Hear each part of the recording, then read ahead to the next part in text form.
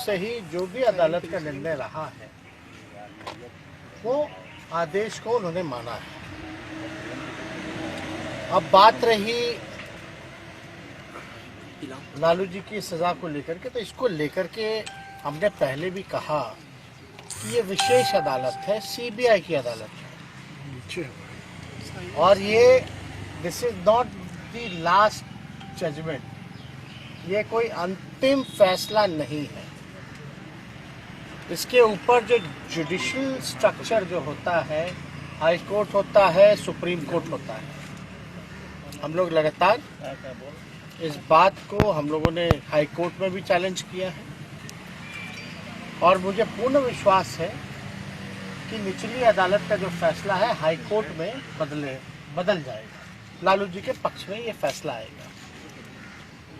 अब 5वें मामले में सजा सुनाई गई है, सब में किसी में कुछ 3 साल, किसी में 5 साल, किसी में 7 साल, ये हम लोगों ने देखा है। लेकिन सीबीआई या ईडी या इनकम टैक्स जो इंस्टीट्यूशन है, वो लोग लगातार जो है एक मामले को उन्होंने स्प्लिट किया। केस मुकदमा एक ही है, कॉन्स्पिरेसी का चार्ज है और 6 मामले अलग अलग बनाए गए, जो कि देश में इतिहास में पहली बार ऐसा हुआ। हम तो बोल रहे जब से आज़ादी हुई तब से ऐसा फैसला हुआ ही नहीं कभी, फिर भी हम लोग जो आदेश का पालन हम लोग करते हैं। लेकिन आप ये देखिएगा कि आज़ादी से अब तक चारा घोटाला, हम कहते कि अब तो सजा हो गई, भूल जाइए। और घोटाले कौन कौन से भाई, कितने घोटाले हुए देश में? अरे देश की छोड़िए, बिहार में बताइए कि उसके बाद से कोई घोटाला ही नहीं हुआ क्या? लगभग 80 घोटाले हो गए। Where is CBI? कहाँ है सीबीआई? कहाँ है ईडी और कहाँ है इनकम टैक्स और इंटरपोल? एनआईए कहाँ है? हम तो पूछना चाहते कहाँ है भाई? कितनी तेजी! और देश में केवल एक ही नेता, एक ही घोटाला। गजब की एजेंसी है भाई, पीठ थपथपा रही है। ये तो तुत्ता का काम करती है, इसमें तो हमको बोलने की जरूरत नहीं है। लालू जी थोड़े से क्या सक्रिय हुए बेचारे, आप सब लोग जान रहे हैं कि तबीयत उनकी खराब थी, है भी। वो तो राष्ट्रीय अधिवेशन था तो उसमें उनको रहना ही था। थोड़ी सी क्या सक्रियता हुई। अब तो 24 का ज्यादा दिन चुनाव का बचा है नहीं ना, तैयारी तो अभी से शुरू है। यूपी चुनाव के बाद लोकसभा की तैयारी हो जाएगी, तो थोड़ी सी सक्रियता आती है। और सीबीआई जो है विजय माल्या जी को भूल जाती है, नीरव मोदी जी को भूल जाती है, ललित मोदी जी को भूल जाती है, मेहुल चौकसी भाई को भूल जाती है। कुछ दिन पहले 23,000 करोड़ रुपए लेकर के भागे, उनको भूल गई। अरे ये देश से कैसे बाहर चले गए? हमको हनीमून पे जाना था, मेरे लिए लुकआउट नोटिस था। हमको कोर्ट से लुकआउट नोटिस हटवा करके बाहर जाना पड़ा। हमने कौन सा अपराध किया था जो हम पे भी लुकआउट नोटिस था? हम तो कहना चाहते हैं भाई, इन लोगों के लिए नीरव मोदी, मेहुल चौकसी, विजय माल्या, नीरव मोदी, क्या इन लोगों के लिए लुकआउट नोटिस नहीं था क्या? क्यों नहीं था? कितने बड़े बड़े घोटाले हुए बिहार में, सृजन घोटाला, उसका रिकवरी कौन करवाएगा? वो भी तो कोषागार से गया, वो भी तो ट्रेजरी का मामला था। बिहार के कितने जिलों में हुआ सृजन घोटाला? मुख्यमंत्री के जानकारी हेतु क्यों नहीं मुख्यमंत्री पे कार्रवाई की गई? बल्कि चारा घोटाला में तो लालू जी ने ही आदेश दिया जांच का। जिसने जांच का आदेश दिया, जिसने जांच करवाया, उसी को तुम जेल भेज दी। कोई बात नहीं, लालू जी जाते जाते बोले ना झुके हैं ना झुकेंगे। हमेशा सांप्रदायिक शक्तियों से लड़ते रहेंगे। उसकी सजा मिली है और देख रहा कोई एक बार थोड़ी ना, बार बार सजा मिलती जा रही है। लोग को लग रहा भाई किस बात का बार बार एक ही आदमी पे सजा सुनाई जा रही है, और जो यहाँ 80 घोटाला करके बैठा, सृजन महाघोटाला महापाप करके बैठा बालिका गृह वाला, उन लोगों पे कोई कार्रवाई नहीं होती। तो भाई हम मेरे अगर ट्विटर पे जाइएगा तो पहला ही टैग्ड है एक ट्वीट, थोड़ा पढ़ लीजिएगा। आज भाजपा के खिलाफ, सांप्रदायिक शक्तियों के खिलाफ देश में कोई नेता नहीं बोलता जहां लालू जी बोल रहे हैं, लड़ रहे हैं। अगर बीजेपी से हाथ मिला लेते लालू जी तो शायद राजा हरिश्चंद्र कहलाते।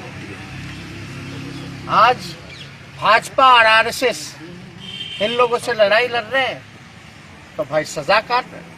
तो लालू जी डरने वाले हैं क्या, या हम लोग को डरने वाले हैं क्या?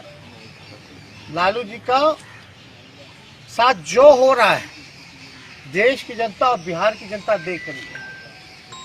लालू जी के साथ जो हो रहा है वो यूपी में भी, यूपी की जनता जो है बीजेपी पर वार करने का काम करेगी, वोट का चोट देने का काम करेगी। लोग को लगता है कि लालू जी को जेल भेज देने से लालू जी कमजोर हो जाएंगे, पार्टी नस्तानाबूद हो जाएगी। बिहार की सबसे बड़ी पार्टी निकल के आई, आरजेडी सरकार बना चुके थे महागठबंधन। ये तो कुछ बेईमानी कर करके इन लोग आ गए थे, तो लालू जी तो और मजबूत हुए, पार्टी मजबूत हुई, और लालू जी का एक एक सिपाही आने वाले समय में बीजेपी और आरएसएस को बिहार की धरती से और नीतीश कुमार जी जैसे बेईमान नेता को खत्म करके, खत्म मतलब पॉलिटिकली खत्म करके ही सांस लेकर के जो है वो काम करेगा। ये चुनौती है जो देश के लिए, जिन लोग बर्बाद कर रहे हैं, जो देश के युवाओं को बर्बाद कर रहे हैं, देश के संपत्तियों को बेचा जा रहा है। तो सीबीआई, ईडी, इनकम टैक्स नहीं है।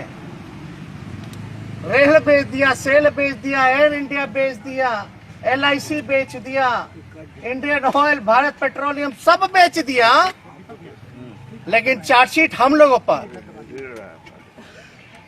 किस शर्त पे बेचा, क्या बेचा, और खरीदार 2-4 ही लोग पूरे देश भर में देश के संपत्तियों को खरीद रहे हैं। ये है क्या न्याय? कहां है जांच एजेंसियां? हम तो चुनौती देते हैं, थोड़ा जांच करके बताएं। अरे सीबीआई प्रकोष्ठ है भाई भाजपा का, लेकिन जिस दिशा में ये जांच एजेंसियां काम कर रही हैं, ये आने वाले समय में देश के लिए खतरा है। इसलिए हम कह रहे हैं कि कोई पॉलिटिकल पार्टी का प्रकोष्ठ होकर के अगर कोई काम करेगा, ये इंस्टीट्यूशन सदैव रहेगी, लेकिन सत्ता में रहने वाले लोग हमेशा बदले जाएंगे, कोई परमानेंट नहीं।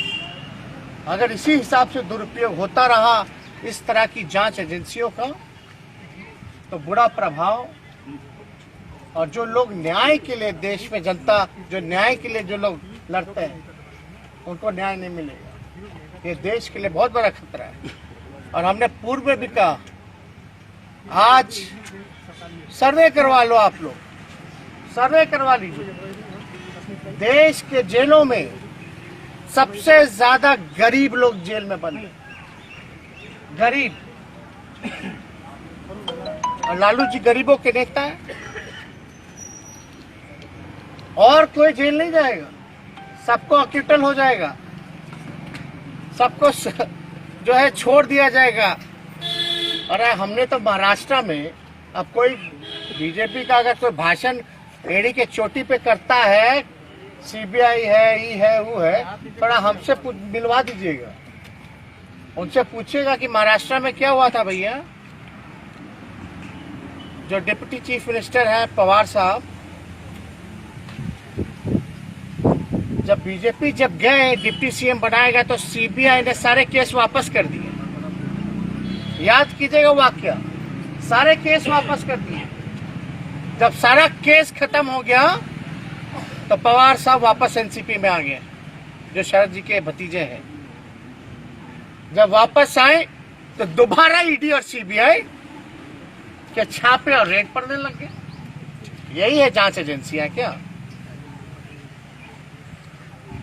ये तो जीता जाता उदाहरण है, और हमको कैसे सैकड़ों उदाहरण मिलेंगे इस पे हम नहीं कहना, लेकिन ऐसी संस्थानों का दुरुपयोग किया जा रहा है।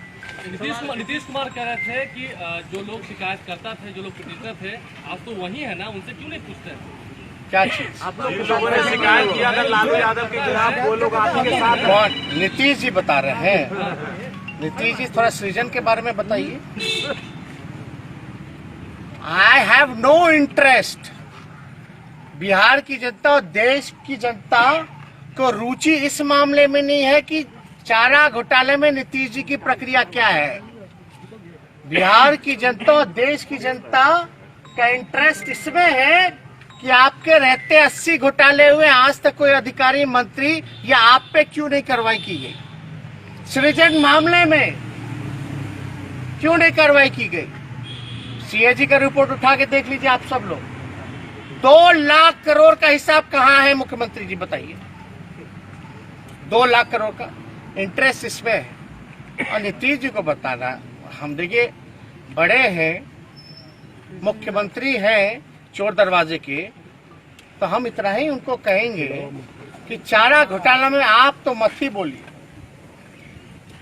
आप जहां बोलिएगा तो आपका क्या भूमिका है, अब हम जाना नहीं चाहते इतिहास में कहां कहां क्या क्या भूमिका है, डिटेलिंग हो जाएगी। मुद्दा से नहीं भटकाना चाहते।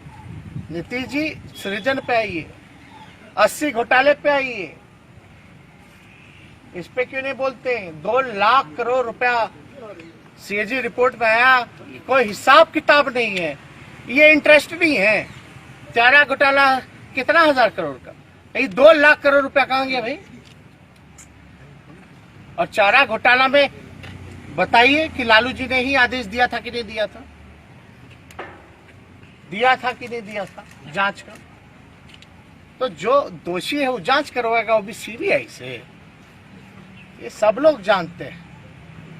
उस दौर में जनता दल का दौर था, और जनता दल में उस दौर में क्या क्या चल रहा था वो सबको पता है, कितने खेमे थे। फिर बीजेपी 1 साल बाद आ गई, फिर दुरुपयोग शुरू हो गया। तो ये बताने की हमको जरूरत नहीं है। आपने बोला कि नीतीश कुमार की राजनीति जो है उसको खत्म करके बीजेपी को खत्म करेंगे, और चीजें बोला एक बार फिर से। हम बस इतना ही कह रहे हैं कि लालू जी के साथ जो हो रहा है बिहार की जनता देख रही है, और बिहार की धरती में बिहार की जनता ने लालू जी को आशीर्वाद दिया, और बिहार में सबसे बड़ी पार्टी के रूप में ही नहीं बल्कि हम सरकार बनाने का मैंडेट भी मिला था, जनादेश था, लेकिन चोर दरवाजे से ये लोग आए। अब देख रहे हैं ना लोग भाई क्या लालू जी के साथ बार बार एक ही आदमी को प्रताड़ित किया जा रहा है। तो आने वाले समय में लालू जी के चाहने वाले लोग या बिहार का हित जो चाहते हैं, देश का हित जो चाहते हैं, वो सब जो है भाजपा, आरएसएस और नीतीश जी को, पार्टी को जो है विलुप्त करके ही, राजनीतिक रूप से खत्म करके ही सांस लेने का काम करेगी। बहुत बहुत